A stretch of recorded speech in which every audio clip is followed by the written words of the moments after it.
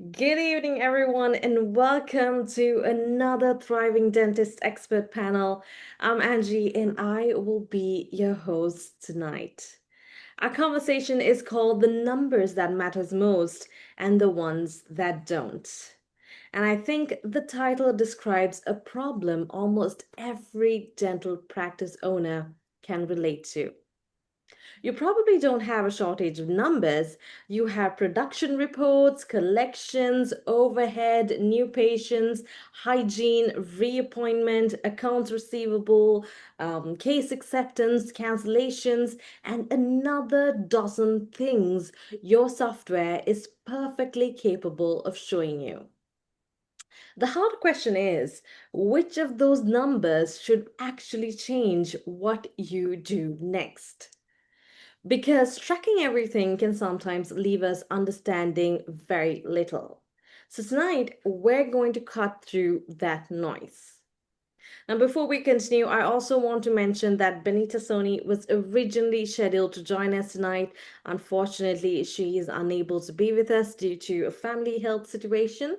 So, we're sending Benita and her family our very best wishes. We're still in excellent hands with Dr. Khan and Gabriel, and we're going to have a really valuable conversation tonight. All right. And before we move on to the discussion, I want to briefly acknowledge our sponsor tonight, Equa Marketing. And there's a very relevant idea on the slide. More inquiries should turn into more booked appointments because inquiry volume by itself isn't necessarily a healthy metric either. If you're attracting the wrong people, building very little trust before that first phone call, or making it difficult to move from interest to scheduling, a high inquiry number can look great while producing very little growth. So, Equa Marketing works with dental practice owners around exactly that challenge. Reaching the right audience, building trust, and creating clearer path from search to scheduled appointments. Thank you to Equa Marketing for supporting tonight's discussion. Now, here's where we're going tonight. We'll talk about the 5 to 7 numbers thriving owners actually watch every week. We'll look at some of the vanity metrics that steal attention. We'll get into why hygiene can be almost like the canary in the coal mine for the rest of the practice. We'll talk about reading your P&L like an owner rather than as only a clinician. And we'll look at how to give the team meaningful numbers without making the scorecard feel like surveillance. Ultimately, tonight isn't really about numbers, it's about making better decisions. Let me introduce our first panelist, Dr. Vajahat Yar Khan. He is a board certified pediatric dentist with more than 20 years of clinical experience and is the founder and CEO of DentTrax. Dr. Khan took many of the frustrations he experienced firsthand as a practice owner and translated them into systems around real time KPIs, financial insights, and operational performance. He brings both the clinician's perspective and the owner's perspective to the question of which numbers actually move the needle. Dr. Khan, welcome. We're really happy to have you. Thank you, Angie, for having me on the show. All right, and joining us is Gabriel Ava Maker or Macher. So sorry, Macher, founder and CEO of Gem Dental Experts Inc.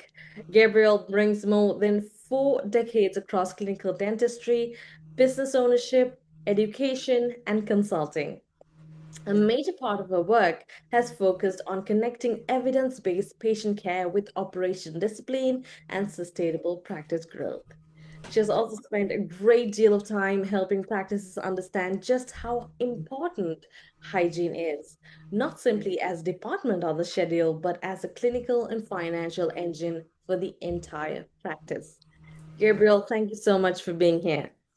Thank you, and thank you for having me. I'm super excited about this event and being able to speak to your audience and speaking with Dr. Khan as well, and learning more about what he does. All right, we'll start our main discussion. Dr. Khan, I'd love to start with you. Um, Thriving owners track 5 to 7 numbers. What separates a metric that predicts practice health from one that just feels productive? Yeah, so to start my discussion, Angie, today, I would like to make a comment that my discussion will revolve more around the OKRs, which are objectives and key results, rather than just KPIs and dashboards, because the narrative as well as the technology in our industry has moved past mere KPIs with the advent of AI and the technology that is now being used, the next generation technology. So the number only matters if it actually decomposes into a unit event. I call it a unit event, which is an event that is named for one person and is assigned to one person in your office, and that person should be able to fix that event in the next morning. So to have like a discussion on OKRs is more apt in my opinion. And then the numbers that I will share with the audience in this conversation today will be mostly industry reported numbers. For example, about 1 in 5 claims is denied in the first pass. Roughly about 65% of the dental denied dollars are never recovered because nobody resubmits those claims. Reworking a single claim in your office will cost you $117. Practice will miss roughly about a third of the inbound calls, and only about 14% of these new patients bother to leave a voice message. About 14% of cancellation rate plus a 6% of no-show rate in a dental office makes one chair out of the 5 chairs that you have in the office always empty. Only about 46% of accepted treatment plans get completed. About a quarter to 40% of active patients are overdue for hygiene at any given time in a practice. And as per ADA's own council survey, roughly about half of the practices have experienced employee theft. So all these numbers are kind of mind-boggling numbers. And in my own proprietary framework of discipline that I've established in my offices, I have compiled about 173 distinct leak points across a dental office. And a striking part is that about 97% of these leak points are detectable by a software before a human even runs a report. So to answer your question, what separates a metric that predicts from the one that feels productive, I would like to take this metric through 3 tests. Pick up any metric, like any metric in your office that you want to evaluate, put it through these 3 tests. If a number fails any one of these tests, it's a decorative number. It doesn't do anything for your practice. So test number 1, this particular number or a metric that you're trying to evaluate should sit early in the cash chain, which means it should be upstream of the damage. To give you an example, pick eligibility verification before a visit is something that is predictive and can give you results as the patient shows up to the office, whereas a production that is posted after the visit is completed is merely a record, right? So that is one test. It should sit early in the cash chain. Second test is that it should exactly have one accountable owner to it. A number that is owned by the team is owned by nobody. So an assigned task is the task that comes completed, and if it is unassigned to anybody, then it's an incomplete task. And the third test that metric should pass is that it should be able to decompose into a correctable unit event, like I explained earlier.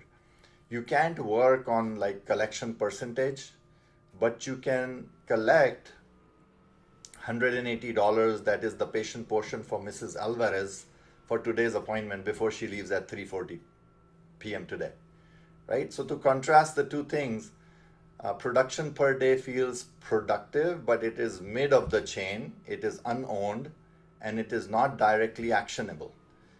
Whereas the same day collection of a patient portion passes all 3 tests. It's early in the chain, which means the money is actually standing at your front desk. It is owned by a person, which is your front desk, is responsible for collecting all the patient portion. And it is a unit event, which is one patient, one amount, one moment.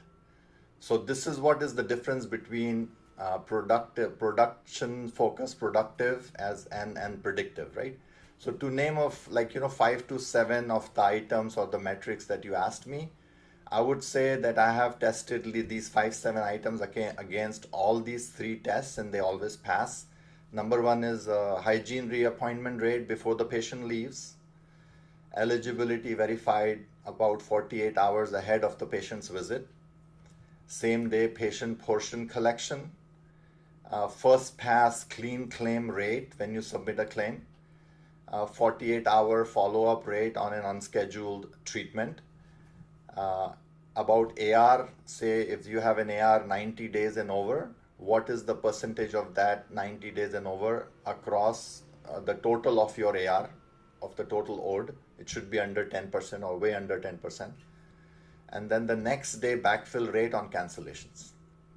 So these are the metrics I would always look at, which are predictive. So Field's productive metrics, they will always describe the last one. They're always in the past tense. Whereas the predictive metrics relate to things this morning or the next morning on which the action can be taken, and you can actually make that day better, if it answers your question. Definitely does, Dr. Khan. That was such an amazing answer. Gabriel, let's get to you. Now, when a practice relies heavily on new patients for growth, what are the financial consequences? Well, you know what? Practice growth, like new patient acquisition, is absolutely essential for practice growth. And there's different types of practice growth, right? There's a referral basis. You've got a very robust referral basis, and patients are coming in through that, which speaks volumes in terms of the health of the practice. But for the practices that don't have a really robust referral base and are relying predominantly on marketing, well, they're can be in a very vulnerable position. And I'm going to get into that in a second. And then thirdly, there are practices that do both very, very well. And we're going to talk about that right at the end. But for those practices that are relying solely on external marketing to get patients in the door, and like I said, they're in a very vulnerable position because it's expensive, right? Those patients coming in are less predictable in terms of, are they staying? Are they going to be happy? Are they not? And then I think sometimes, a lot of times, there's that practice puts themselves in a position where they're missing opportunities that may exist within their practice base already. So they're not looking at where they really should start. So when I'm working with practices, and unlike Dr. Khan, I'm working in clinical metrics, and I'm predominantly working within the hygiene department. So I use the hygiene department as the engine, and it is the foundation and the engine of every very healthy practice if it's very optimized. So I start with, when I'm looking at metrics or looking at acquisition of new patients and how that equates financially, what I'm trying to do is I'm trying to look at the least expensive way to acquire new patients. And typically, I'm starting with that patient experience.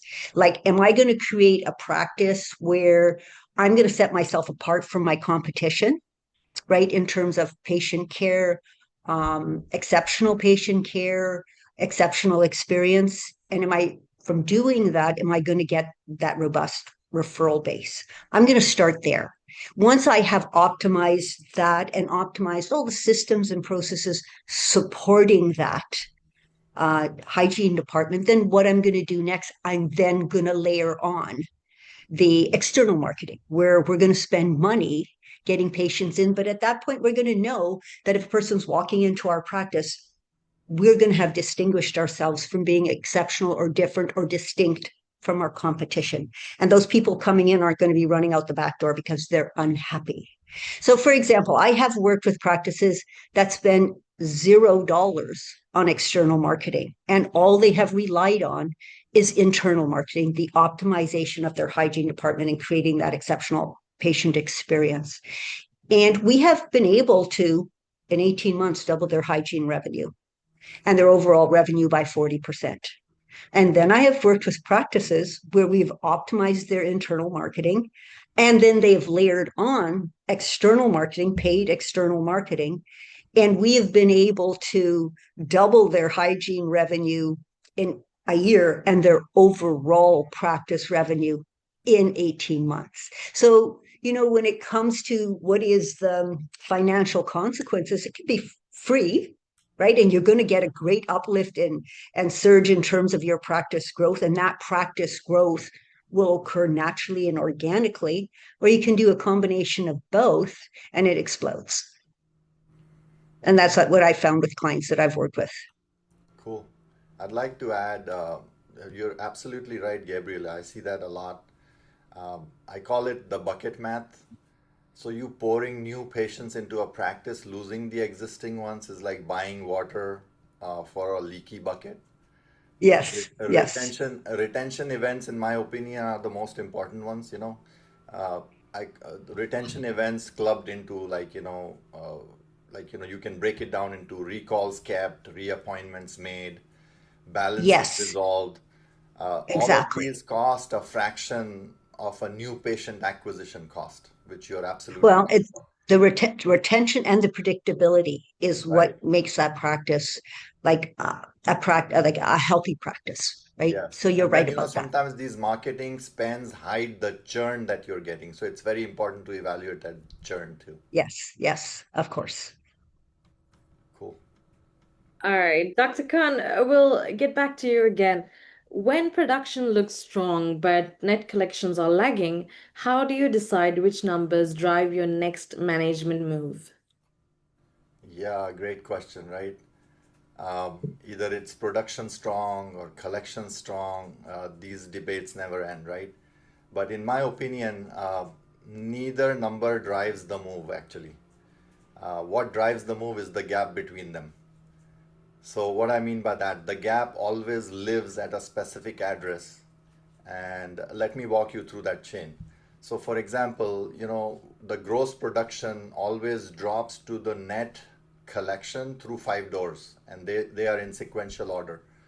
So you have to look at, contractual adjustments that you have on the system, whether your fee schedule is properly loaded or not, any kind of courtesy adjustments that the office is making, whether they're approved by the owner dentist and documented well, or it is just a leak that is going unnoticed.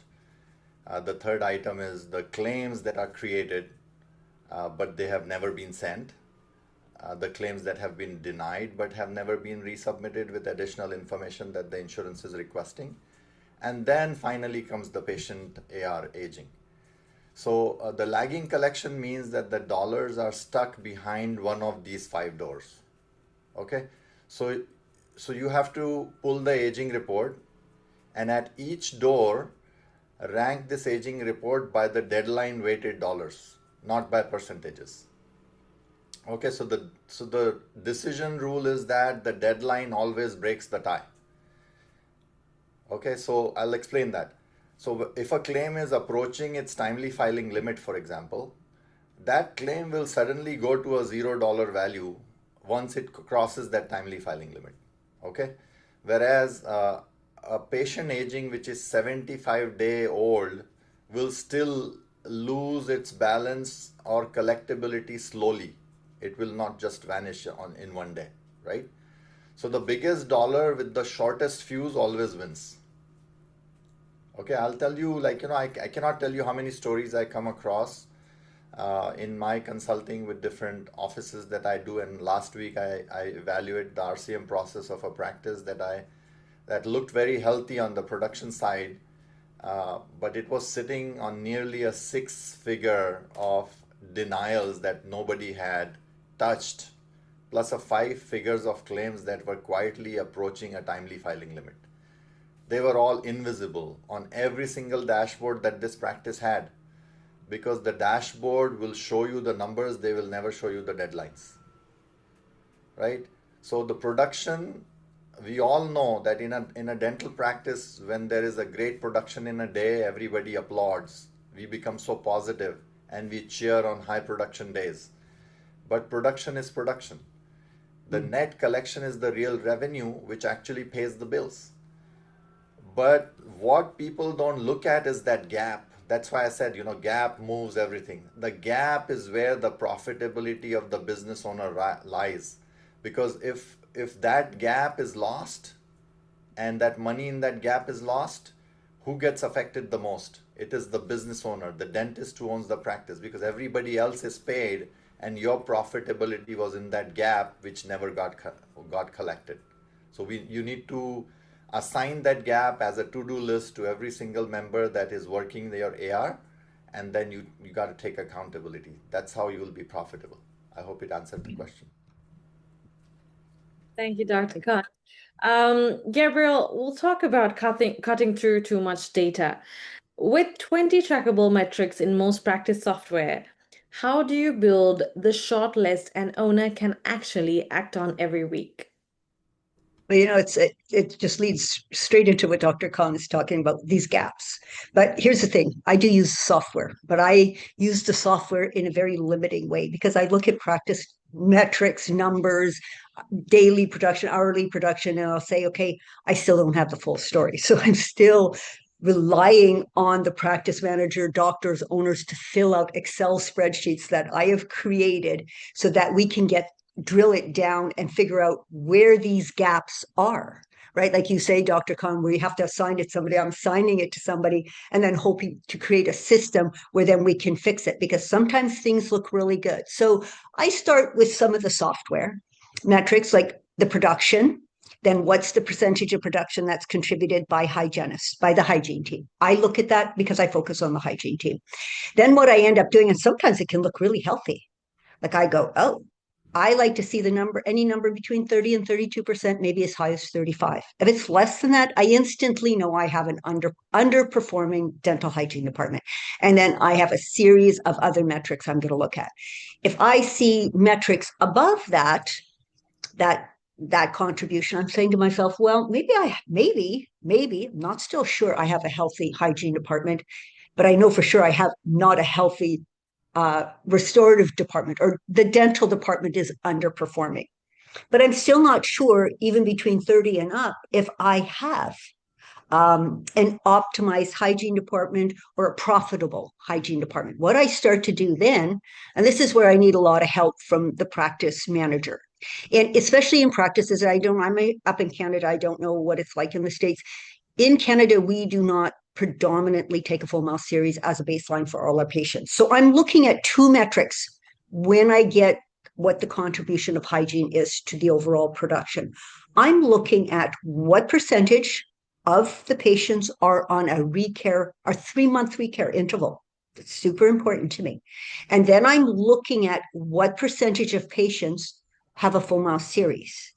And that number has to be around 50 plus. And if it's not, even if my contribution seems healthy, I go, no, this hygiene department is underperforming, because it basically, and we're going to get into that question, it's a maintenance performing practice versus a perio focused practice.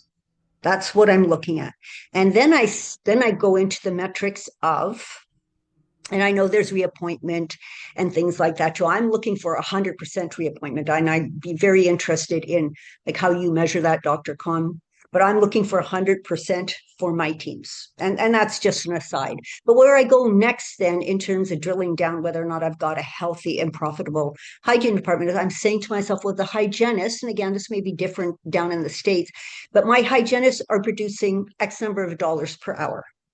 Then I'm adding in their benefits, UI, EI, vacation pay, even sick days, if they get that. Then I get a number and I times it. And in Canada, it can be anywhere from 3 to 4 times. So I times it by that and I say, hey, okay, here's the hourly production that particular clinician should be producing. And then I drill it down to each one and I say, but because the software will only tell me what their hourly production is, they don't add back the hourly production or paid production, which includes setup time before the patient gets there, tear down time, going into their lunch, doing all of that. And then I say, okay, what are they producing per hour when I like paid per hour? And I go, okay, is that the right number? Does it equal 3 times their wage plus benefits? If not, do we have system problems here? is the time they're setting up and breaking down, is that better done by an assistant or some sort of sterilization person for a fraction of what a hygienist gets paid?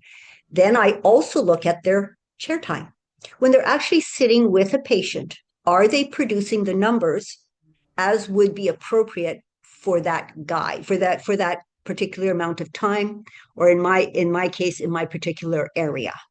And I say, okay, if they're not, then is there an ethical dilemma to bill appropriately? Or are they not, are they keeping the patient, are they not doing, are they releasing the patient early and not paying or not billing for the entire time? So that tells me another story. And at the end of the day, so I continue to drill it down to see how, like, what is going on. I'm not, is that hygienist not billing appropriately? Is that hygienist not providing the standard of care to treat periodontal disease? Are they not going through the entire process of care? Are they releasing the patient early? Are they spending too much time doing stuff that is not, they can't produce? So I take it down that much further as well. And so that's where I start to say, is this hygiene department profitable, even if it's hitting 30 or 32%? It may not be, because a lot of times doctors think that the software numbers that they're getting is healthy, but yet they don't understand why it's not profitable. And that's some of the stuff that I'm looking at. Those are my numbers that I'm using. So some I extract from the software. Others I am drilling down even further, and I'm getting people to help me get those numbers or access those numbers. All right. Let's take a little bit of a break right about now. So I want to pause the discussion for a few minutes because this is actually the perfect point to do it. Everything that Dr. Khan and Gabriel have been talking about come back to one idea, knowing where the practice is healthy, where something may be leaking, and where your attention should go next. Now, here's the challenge. A practice can look busy, production can look good, the phones can be ringing, and new patients can be coming in. The owner can still sit there at the end of the month thinking, I worked harder than last year. Why doesn't it feel like it? Because busy and profitable are not the same thing. And most owners find out the slow way, 1 year at a time. Somebody registered for tonight and asked us this exact question. How do you run a lean, profitable practice instead of just chasing more production? That's the right question. And it is very hard to answer from the inside because you're in the operatory, you're managing the team, you're covering the front desk when someone calls out. Nobody is sitting outside your practice looking at it the way an owner needs to look at it. And if you are a solo owner, there's often nobody to think it through with at all. Now, I don't want anyone here tonight to leave with 12 more numbers written down, go back into the practice tomorrow, get busy again, and never actually figure out what those numbers are trying to tell you. That's why Equa Marketing is making a complimentary practice growth session valued at $900 available to dental practice owners joining us tonight. This is a gift for being here. It is not a sales pitch and there's nothing you have to buy. It's designed to give you a chance to step outside the day to day and look at your practice from an owner's perspective. You'll look at the handful of numbers that actually indicate practice health, where vanity metrics may be pulling your attention, a clearer owner level a read on your P&L and your hygiene performance, and a practical growth scorecard. The kind that holds a team accountable without anyone feeling watched. And then you look at the growth side. Are enough of the right patients finding you, or are you the best kept secret in a very crowded zip code? When the phone rings, does that actually become a booked appointment? Because for a lot of practices, that's the leak, not marketing, the 11 seconds at the front desk. Are you attracting patients who value the type of care you want to provide? Are there an opportunity you simply haven't seen because you're inside the practice every single day? So here's what I'd encourage you to do. If you own a dental practice and any part of tonight's conversation made you think, I need someone to look at this with me, do not put it in on tomorrow's to-do list. Tomorrow has a schedule already. Take your phone out now, scan the QR code on the screen, choose your time, and reserve the session while we're here together. Ashini is also putting in the link in the chat. And if you're here tonight as part of a practice team rather than the owner, grab it anyway and pass it to your doctor because that's a genuinely useful thing to walk into their office with tomorrow. Now, there's limited availability, and this is one of those things that's very easy to tell yourself you'll come back to later. But if you already know there's another level to your practice that your practice could reach, use this opportunity. I will be leaving this QR code up for a few minutes so that you can scan and book your session.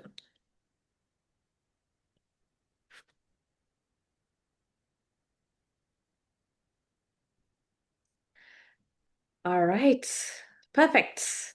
Let's get back to it, Dr. Khan and Gabriel, because now I want to move from the report owners see to the behaviors happening inside the practice every day. Dr. Khan, let's start with you again.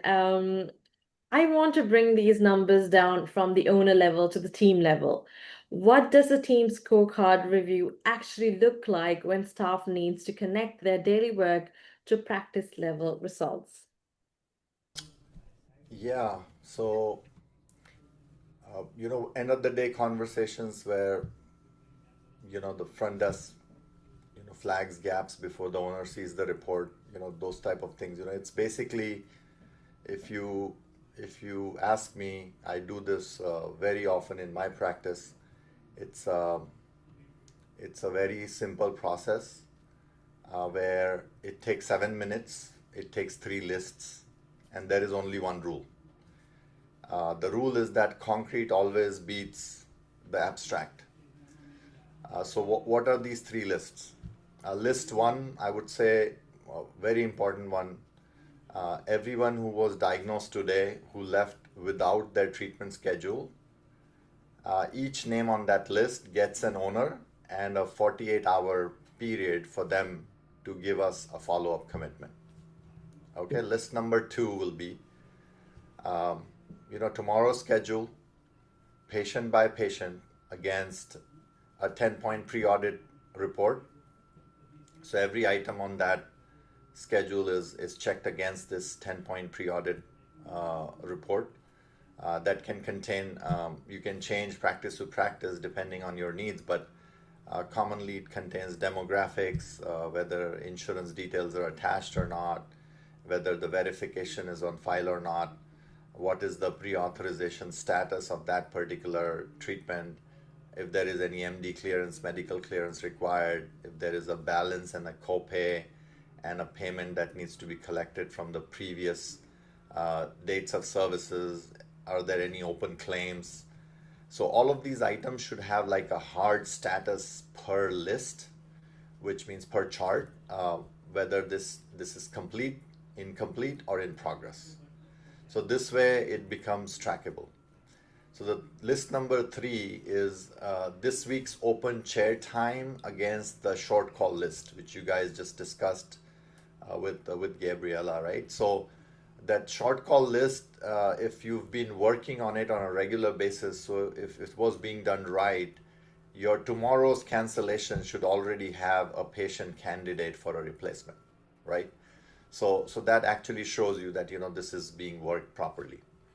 So a rule to change the culture in the office that we go by, and it goes a long way for a lot of offices that I've consulted with, and they're using Dentrax for their incentives in the office, is that the person who flags anything beforehand carries no blame. The person who surfaces the gap is never the person in trouble. Why? Because if you're in this type of a design, finding a problem at 5:30 p.m. today is not a failure. It's actually a win. The failure would be when that particular item shows up at the end of the day report, at the end of the month report to the owner, and he sees that, we lost time there or we lost money there, right? So that's where the flags that come into play beforehand are golden. So the policy and the philosophy is that when corrections precede consequences, the staff will usually race to raise those flags instead of hiding them, right? And then the kicker here is that we were so bogged down by legacy softwares. Now the practice management is completely changing and the management is actually heading in that direction. Like, for example, most of these three lists that I mentioned to you are easily procured by the software from the data that already exists in the practice now, right? So which patient left unscheduled, which chart actually lacks verification, which slot is still open. These are the things that are already available in the software. So in this type of a design, when you do a huddle, utilizing such systems will stop you from being at the data collection stage during a huddle, and that data collection effort is already done by the AI. Instead of that data collection, now you're focused more on pure decision making in these sessions. So this decision making is what drives the practice. So there is a whole shift. The report is pre-worked by the AI, and then the advanced AI driven systems have already assigned a human being to execute these items, which the AI has not been able to do, right? Instead of a human building and compiling these reports, the humans are involved in the decision making process and then the execution process where AI was not able to execute. It is beyond the AI. So that's why we call it, human in the loop. That is required for the AI to function properly. And it's a flywheel. You feed back that data to the AI. Next time AI sees it that, it missed it, and then it becomes smarter and smarter, and your system becomes smarter over a period of time. So I hope I answered the question. Gabriel, we'll come back to you. Now, how can practice increase hygiene production without creating production pressure for clinicians? Well, you know what? I've been a clinician, or I've been in the industry now for 40 years, and 30 of those years I was in the trenches being a dental hygienist. And I can guarantee you, even though all of us as practice owners and practice consultants and coaches, we look at production, and that is the ultimate goal. But the truth is as a clinician and being in the trenches, that should not be our goal, increasing hygiene production. Our goal should be optimizing patient care because that naturally and organically drives hygiene production. And I say that, and I say it because and I really understand what I'm talking about, but maybe I need to drill it down just a little bit for my audience. When I talk about optimized patient care driving production naturally, you got to consider or think about what the average practice looks like. You've got people, and this happens most times when I get called into a practice. You probably have a practice owner that is sold to a new practice owner. That practice owner who sold has been probably in dentistry for 40 plus years. The new practice owner is probably a Gen Z or millennial, and they want to modernize everything. You've got clinical staff, you've got support staff of all different ages, all different years of clinical experience, and all different years of clinical experience, and also educational curriculum that they've been taught. So when you start to look at a practice, people are not aligned. They're not aligned to the most sort of, there's no alignment or structure in that practice to align everybody to the most current evidence-based literature, right? So you're taking practitioners and clinicians who are sort of can be somewhat stuck in their ways. They can have opinions about treatment that they have not kept up in terms of what is now being currently taught.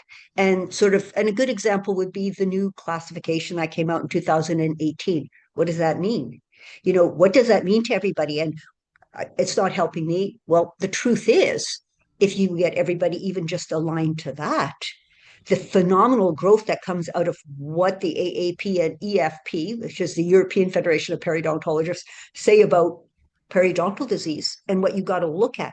And when I go back to, I look at the metrics of 50% of your clients should be on 3-month interval, and 50% of those clients should have a full mouth series. That is all relayed to the practitioner if you've integrated the 2018 AAP, and it is the latest, most current evidence-based literature out there. So if everybody's following that model and then creating systems around it, you don't need to chase production. It will just happen naturally and organically. And one of the main things in creating the system around the current literature is getting rid of old limiting beliefs, like what patients will and will not pay for, what patients will or will not value, what insurance support they have. And I know in the States, like in Canada, we have it, but also like in terms of insurance support, and the insurance support is becoming less and less because as our fee guide goes up and up, they're supporting less and less.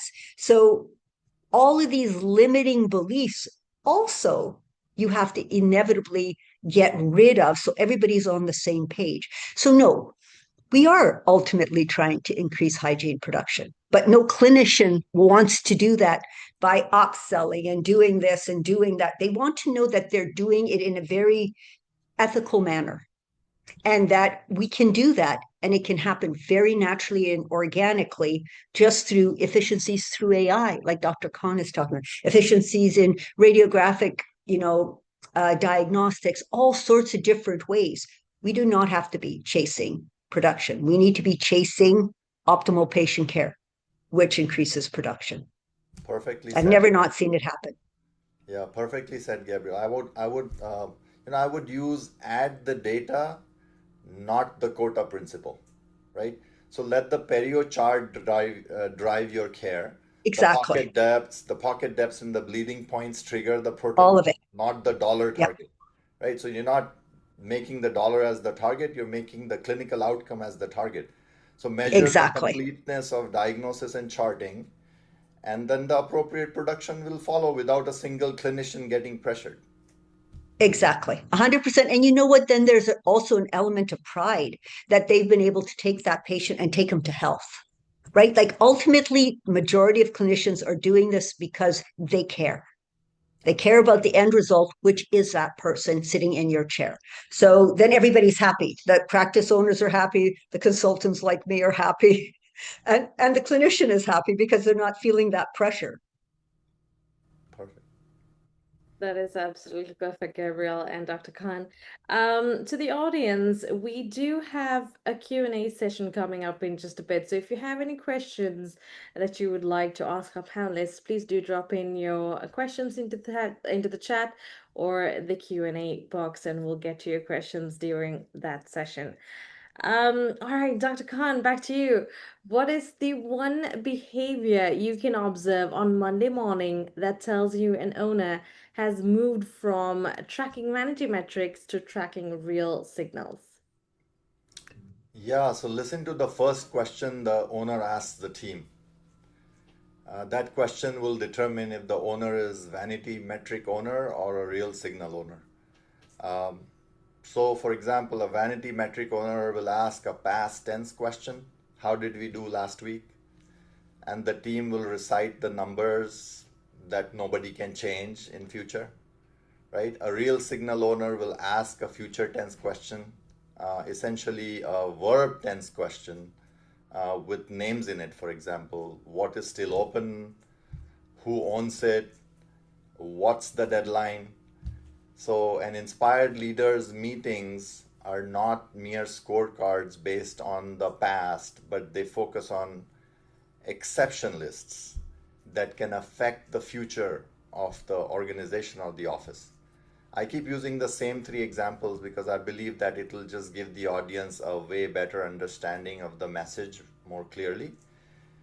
Example, 4 denied claims, 1 unverified patient for Wednesday, 2 treatment plans past their 48-hour follow-up time, each of them with a person attached. For this type of a meeting, like, if you're having a meeting where each person is attached to a role and the thing that needs to be done for the office for this type of a meeting, there are objectives to be achieved which can affect the outcome in a very positive way. So, in a mature version of an office, the team opens the meeting. It's never the owner who opens the meeting, because the front desk will come forward and they will state their own numbers before being asked, because the scorecard does not belong to the owner. The scorecard actually belongs to the front desk, because it is in their roles and responsibilities, right? In such an office, the ownership usually gets pushed to the edge, which is the best way to know that work actually happens in this office. So my takeaway message for this answer is basically, vanity tracking produces meetings about the past, and then signal tracking produces assignment for the week. Dr. Khan, I'd like to stay with you for another moment. When 90-day overdue balances cross 10% of what the practice is owed, what is the first number a front desk team member should pull? Yeah, so these collections that are lagging, that, like I said, if it is something that is over 10%, if your 90 days and over is over 10%, then what you're looking at is which are the claims that have actually not been submitted. So that is my first thing that I will look at. And then which are the claims that have come back with some additional information that the insurance is actually requested, and then they have not been reworked, and those things have not been provided to the insurance, and they have never gotten resubmitted. So these are the two things that I will focus on first before jumping into sending statements to the patients, because that is one item that can be sent even after a later time, but your claims, once they go past the timely filing limit, you cannot get them. They become a value of 0 on the next day after the filing deadline is gone.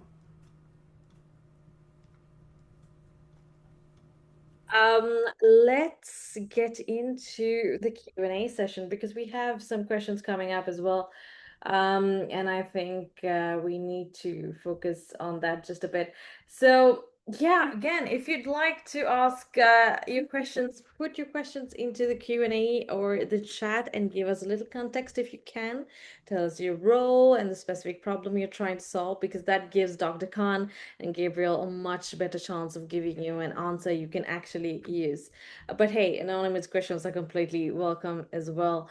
Let's see. We've got one question here from Tawny Milne. I hope I'm pronouncing your name right.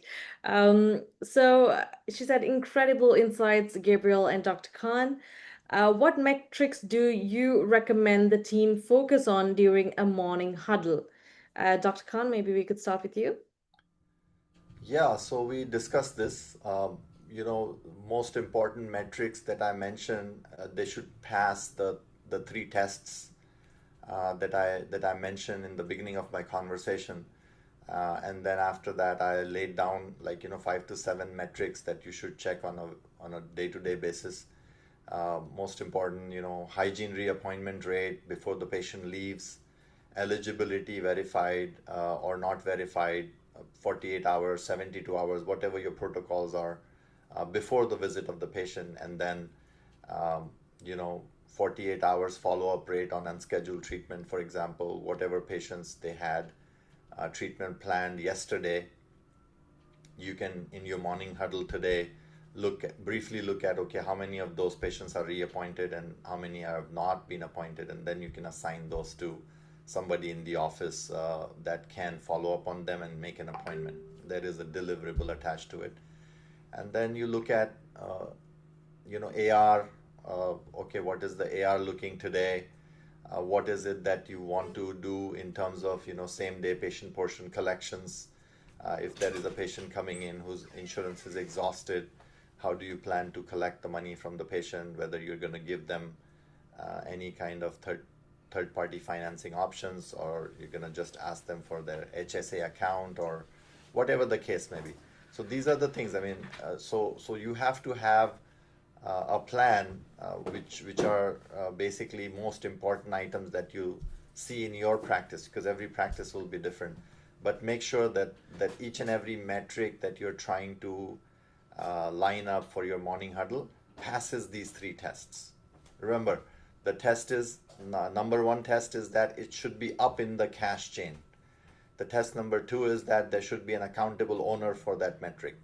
And test number three is that it should be possible for you to decompose it into a correctable unit event, like collecting $180 from Mrs. Alvarez today.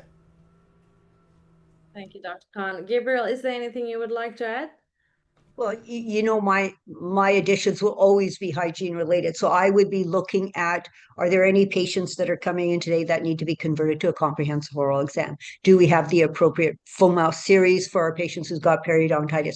If we've got openings within the schedule, I'm going to say, what is going on with the patient before and the patient after? Can we pull them? Can we keep them longer to make sure we have all of those systems in place for them? And so we can fill that gap. Is with but my hygiene team, I'm going to say, is there anybody who desperately wants that, isn't on your waiting list, even though they're booked?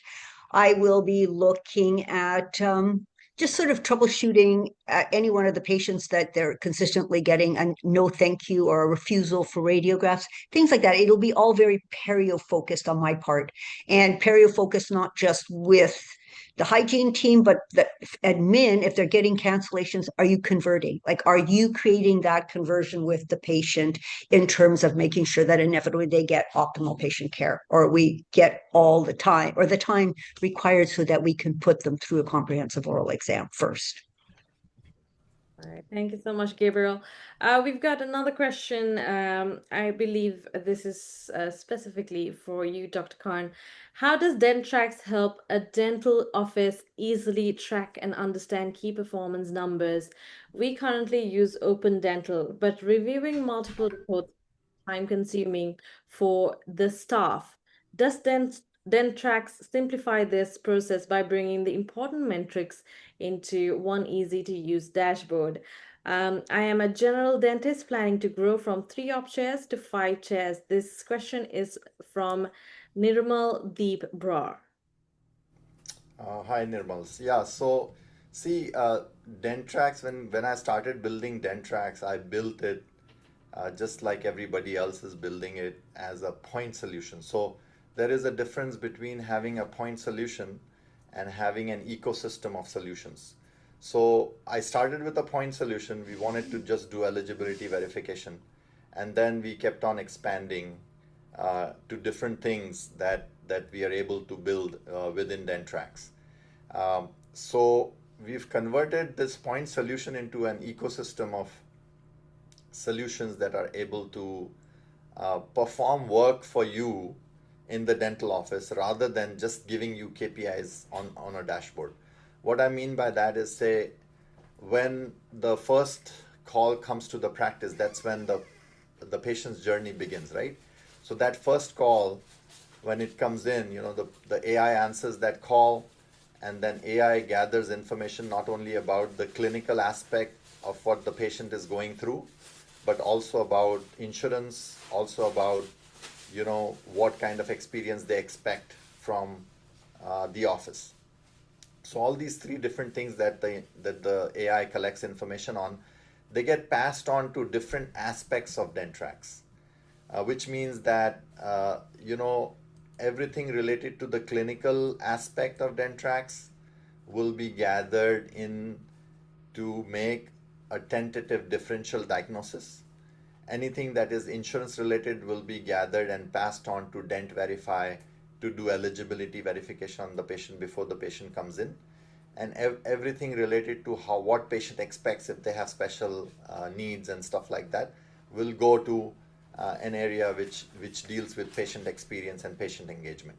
So being in an ecosystem will give you a depth in integration, it'll give you a depth in intelligence, and then when the system becomes self-learning due to the flywheel that we have created with our AI orchestration layer, it just delivers to you things that not many people out there in the industry are able to deliver. And all of that with one single login, which is multi-tenant. So even if you have like 5 practices, you just have one login. even if you are subscribing to 2 modules of the 9 modules that we have created, you're able to see those 2 modules across all of your 5 practices, and then so on and so forth. So having an ecosystem of sorts is going to be able to, the way, like, that's the way forward in technology. And I'm looking forward to, having such kind of technologies help clinicians, which means that, for you, if I give you a metric that, you have, for the next week, you have 10 eligibility verifications that are still not done, you will have to appoint a person to do those eligibility verifications in your office. No, I'm not doing that with Dentrax. What I'm doing is, if 10 eligibility verifications are not done, my AI will pick up all of that information. It will go and target people in the office to get that information to it. Say if the insurance card is missing, it will contact the manager and it will try to get that information in. And if that information is received, it will run the eligibility verification on its own, and it will try to complete the work before the patient comes in. So this is what we have created. I hope I was able to answer your question. But all these KPIs that are there, we are converting these KPIs into OKRs, which is objective key results. For example, if the claim is set in the system, our AI actually goes in and it will scrub that claim to make it clean, so that it goes through the first pass clean claim ratio with flying colors, so that it doesn't get stuck in the bottlenecks of the clearing houses. And it clears the clearinghouse, it goes to the insurance, it gets paid, and then it comes back paid. So that is what we are trying to do, rather than just raising flags. Okay, this is the problem, go and do it. This is the problem, go and do it. No, we're trying to solve the problems within our ecosystem, because we are incorporating things where we are gathering as much data as we can, and all of this data exists in the patient management software. Your Open Dental has all this data, but Open Dental is not geared and not ready actually to be able to accomplish the task and the job for you. It's only going to be able to give you the reports, and that too you will have to run those reports. Our systems just run the reports on its own. It will bring those numbers in front.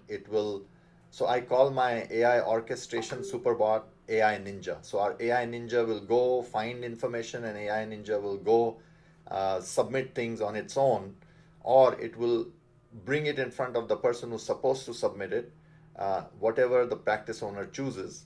And this way it is able to deliver the results to you, rather than deliver just a number or a KPI. I hope I answered that. Definitely, Dr. Khan. Thank you so much for that. Now, before we do move on, Dr. Khan, if someone wants to learn more about you, your work, or Dentrax, or simply connect with you after tonight, where is the best place for them to find you? I think Achini has posted something about Dentrax for everybody. And then my contact information, my calendar links, my demo links, everything is out there. My email is there, my LinkedIn profile is there. So I would be glad to answer any questions or give a demo to anybody who requests a demo. And all my information is there. Thank you so much, Dr. Khan. Gabriel, same question for you. If someone wants to learn more about GEM Dental Experts, your work around hygiene and practice growth, or connect with My website is www.gemdentalexperts.com. My email address is the same, except for it's gem@gemdentalexperts.com. But where you're going to find sort of an array of sort of my background is my LinkedIn, and you'll find that once you get to my website. Those are the best ways to find me and find out about me. Thank you. Thank you so much, Gabriel.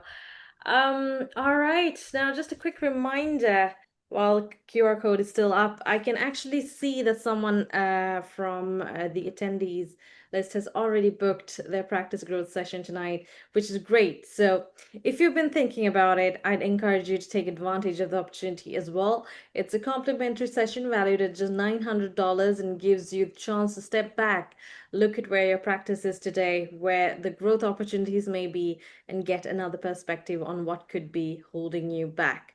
Just scan the QR code or use the link in the chat and reserve your time while we're still together. Now, let's finish exactly where we started by cutting through the noise. Imagine your practice owner leaves tonight and decides tomorrow morning that they're going to stop drowning in reports and start paying attention to what actually moves the practice forward. What's the number one or one number habit or question you want them to start with? Dr. Khan, let's start with you.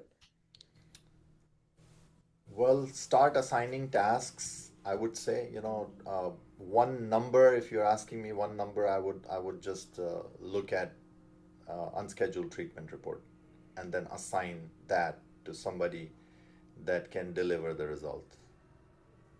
Thank you, Dr. Khan. Gabriel, you get the final word tonight. What's the one thing you want every practice owner listening to take back into their practice tomorrow?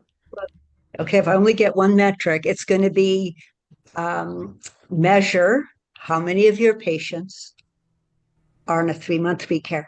And that will tell you if you're a perio-focused practice or if you're running just a very general practice where you have untapped capacity.